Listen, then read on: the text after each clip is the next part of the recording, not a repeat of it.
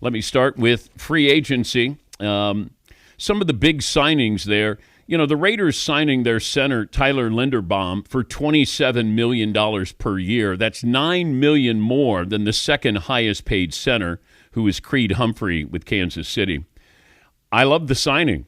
You get an elite center, and I'm going to have him in front of Fernando Mendoza, helping to block for Ashton Genty as well. I think it's a very smart decision. I'd load up on offensive line early and often if I'm the Raiders. The Chiefs got Kenneth Walker Jr. III. It's a 3-year, $45 million deal. And keep in mind, he's played more than 12 regular season games twice in his 4 years. He, of course, the Super Bowl MVP. Mike Evans going to the Niners. They're probably going to release Brandon Ayuk. You got to compete with L.A. and Seattle. And it says 3 years, $60 million. I'd be surprised at age 33 if he's able to go for 3 years.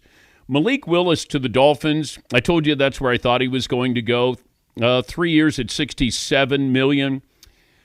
The surprising part of this is, and I thought he would go there, but then I also said if I'm the Dolphins, I would just stay with Quinn Ewers and then just kind of get through this season. Malik Willis, he's not coming in to, I don't like using the word tank, but underperform. He wants to come in to prove that he is a starting quarterback in this league. But the Dolphins aren't ready to win now, and that's what was surprising. Now, it's not a lot of money for a starting quarterback, $22.5 million.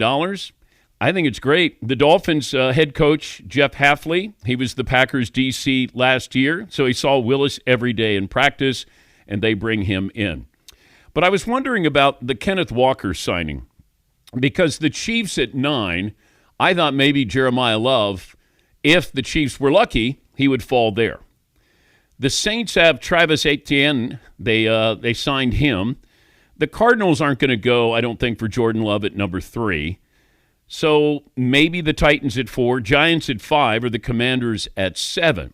So these are the things, when you look at the free agent signings, what do they mean at other positions or players who are going to be drafted? And the Panthers did make the playoffs last year at 8-9, but they went out and improved their defense. Jalen Phillips, that's a lot of money, 4 for $120, and Devin Lloyd, he was a second-team All-Pro in 2025. So those are just some of the moves that happen and how they're going to impact teams with drafting, how they're going to impact other free agents there. But Kenneth Walker to the Chiefs, that's good money that they paid. And Albert Breer, the Monday morning quarterback, will join us next hour. We'll talk about college basketball, those who punched their tickets last night, the drama that is Magic City with the NBA. I have that for you as well. Seton, what's the poll question for the first hour of this program? First hour poll question is from Paul. Who, ... had the best day yesterday? Malik Willis, Tua, Fernando Mendoza, maybe Mike Evans even. There's a lot of people that changed destinations that may be upgraded. We can populate this poll question if you'd like. Who, I'm not surprised. Had the best day yesterday? I'm not surprised Tua ended up in Atlanta. I thought if you're going to build your offense around a left-handed quarterback, bringing Tua in, he doesn't cost you anything. I don't think either of these quarterbacks is the future, a solution, but it doesn't cost anything. If I can bring Tua in, I don't know if Michael Penix Jr. III is going to be ready to start the season coming off an injury, and you bring in Tua, maybe. I mean, you got weapons there. And, he doesn't have the strongest of arms, but he can move it around a little bit there. You got a great running back, bringing Pitts back. So maybe you got an offensive-minded head coach. But I'm okay with this. Yeah, Paul? You can make the case that Tua's career is in better shape now than it was a week ago. He gets all his money. He's on a better roster, a better defense, a winnable division, much more winnable division compared to what he was in. Yeah. Yeah, I don't think there was any real downside. Just like the Vikings bringing in Kyler Murray, I think that's where he's going. I said that from the beginning. That would be the place. And I think with Kevin O'Connell, with some offensive weapons there, he's indoors on turf. I like that as well. But Trey Hendrickson is kind of in no man's land. He missed out on that big contract. He got the one-year franchise contract or offer from the Bengals, and now he's out looking for work.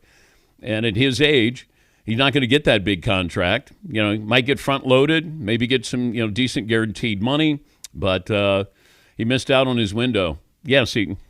It does seem like with the like salary cap bump that happened this year, players are getting paid. Yeah. Maybe more so than it's a little bit here and there, but I mean that McDuffie deal is huge. Even Laramie Tunsil got 2 years, 60.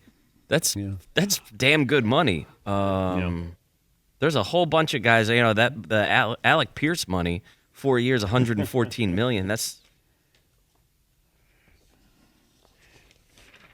Alec Pierce was a kid out of Cincinnati, and I remember watching one of their games, and I'm like, that dude gets behind the defense. And that's what he does. He gets behind the defense.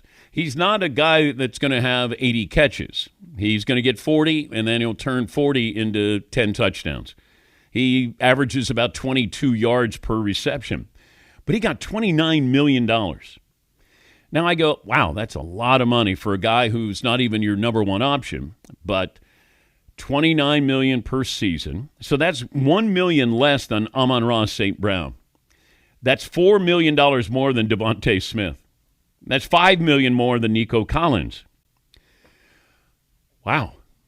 For a guy who, well, hopefully he can develop into a 80-catch guy, but he does make you pay with the 40-plus catches. Yes, Paul? Yeah, Alec Pierce last year, only 47 catches, 1,000 yards, 21 yards a catch. The year before, 22 yards a catch. That's like old AFL days numbers. Yeah, you don't get too many of those guys that are like, he just does one thing. He beats you deep. But the Colts, Michael Pittman Jr. III goes to Pittsburgh. But Alec Pierce, your go-to guy for the Colts staying home. Yes, Todd? If you're the owner of an average team or a below-average team that didn't do much, and I know it's been only that first day yesterday, what does the owner want to say to the general manager or coaching staff? It's like, what are we doing here? Well, you have a couple more days, but you miss out on the big-ticket items. And I go back to Jerry Jones. He was all in, and then he was going to bust the budget, I think, this year. Like, he comes up with slogans. It just, he doesn't really do anything. I mean, Rashawn Gary, nice player. He's a kind of a plug-and-play, kind of let's stop the run game, I guess. Just like Kenny Clark. So they got another Kenny Clark from the Green Bay Packers. But I keep waiting for Dallas. I mean, the only move in the offseason was Dak Prescott not getting married. And if I'm a Cowboy fan, not getting married? have No. What do you mean? He was engaged, right? I honestly don't know about this. They were at the bachelorette and bachelor parties, and then after that decided they weren't going to get married. Is he a restricted free agent right now? I think he's unrestricted. Oh. Yes, Seton. lots of people saying he got too close to a ring and had to. Yes, that's true. He had to back away. Yeah. I got it. A little too close to a ring. Okay, fair enough.